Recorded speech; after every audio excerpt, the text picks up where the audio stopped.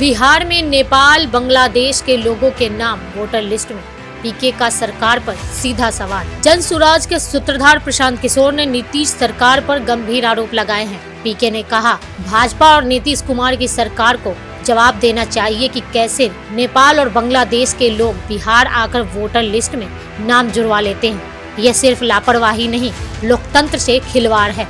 Electoral roll से अभी 1-1.5 साल पहले पार्लियामेंट का चुनाव हुआ है। मोदी जी उसी इलेक्टोरल रोल से चुनकर प्रधानमंत्री बने हैं।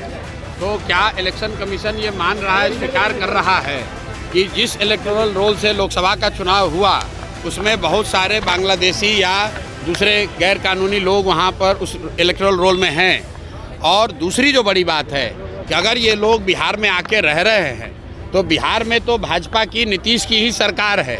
ये लोग कैसे रह रहे हैं, पुलिस प्रशासन क्या कर रहा है, ये भी चिंता का बात है। और कहीं ना कहीं नीतीश सरकार को जवाब देना चाहिए कि इतने लोग जो इलेक्शन कमीशन कह रहा है। डिप्टी सीएम सम्राट चौधरी पर निशाना साधते हुए पीके ने कहा, सम्राट चौधरी को कानून व्यवस्था की कोई समझ नहीं है। बिहार के गृह मंत्री खुद नीतीश कुमार है और वो आज अचेत अवस्था में है, इसलिए अपराधियों का मनोबल इतना बढ़ा हुआ है। सम्राट चौधरी लॉ एंड ऑर्डर पर सम्राट चौधरी का बोलना ऐसे ही है जैसे मैं क्वांटम फिजिक्स पे अगर कुछ बोलने लगूं।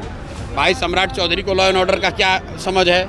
सम्राट चौधरी तो गृह मंत्री नहीं है। सम्राट चौधरी कोई लॉ एंड ऑर्डर के विशेषज्ञ नहीं हैं। गृह मंत्री यहाँ पर नीतीश कुमार हैं और वो अचेतन अवस्था में हैं। उनकी बुद्धि और उनका मानसिक और शारीरिक स्थिति ऐसा नहीं है कि उनको पता चले सरकार का इकबाल खत्म हो गया है।